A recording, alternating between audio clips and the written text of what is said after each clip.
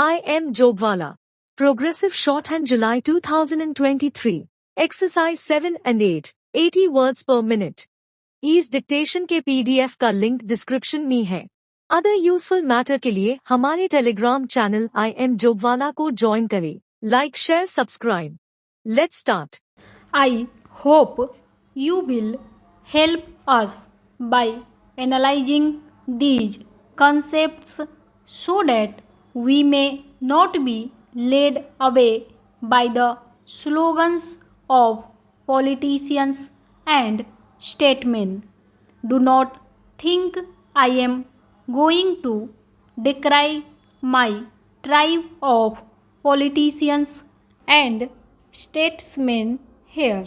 They have much virtue in them, and I am not going to say that jurists and lawyers are always very successful in dealing with public affairs, although they may be successful in dealing with matter in courts or in giving opinions. A French writer on statecraft who lived some considerable time ago said, discussing lawyers, that in general the training of a lawyer breeds habits and dispositions of the mind which are not favorable to the practice of diplomacy. Whether that is entirely true or not, I do not know, but there is perhaps something in it. The politicians obviously often go wrong, but the lawyers and the jurists in their ivory towers can also lose touch with reality. Therefore, some of the greatest judges have been those who have not only interpreted the law but adapted it to changing conditions without doing violence to it. It would be absurd for a problem belonging to the middle of the 20th century to be considered by some textbook maxim of the 18th or the 19th century. There is another aspect to this which troubles many of us: how far some recent developments can be fitted in with any conception of international law or moral law. Those developments which threaten the very existence of the human race, not only by mass killing but by poisoning the atmosphere so that it has terrible genetic consequences, are not justifiable by any conception of international law or moral law. Surely, this is not a matter to be considered only by statesmen and politicians. I do not know if jurists consider the moral law, but I suppose they have it in mind even in considering the letter of the law.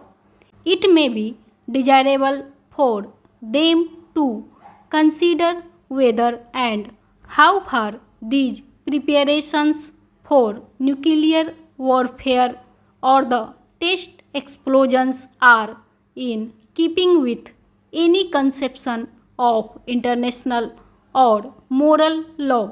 If the politician, as a man who has some responsibility in public affairs expresses his opinion, it is usually considered a biased and colored opinion because he belongs to the political apparatus of a country, but jurists' opinion also carry weight. International law is affected by the world becoming something bigger than the old narrow European community, and as the Attorney General said, modern developments in science and the application of science in communications and in social structures affect our ways of life, international relationships, as well as individual and group relations, and hence the need for a new concept of international law. You have referred, Mr. Attorney General, to Panchasheel, the five principles which have been accepted by a number of countries of Asia and some countries outside Asia. I claim no special virtue for them. They are only some simple principles which, if adopted by nations in regard to international relationships, will not only lead us away from war but will establish healthy relationships. They are really simple, and I do not see how anyone anywhere can object to any of them. The recognition of sovereignty, non aggression, non interference in international affairs. When a country does not conform to these principles, it is misbehaving and interfering. It is not acting according to the real basis of international law, which consists of non aggression, non interference, recognition of sovereignty, mutual respect, all these leading up to peaceful coexistence. Peaceful coexistence means coexistence of countries which differ in their policies.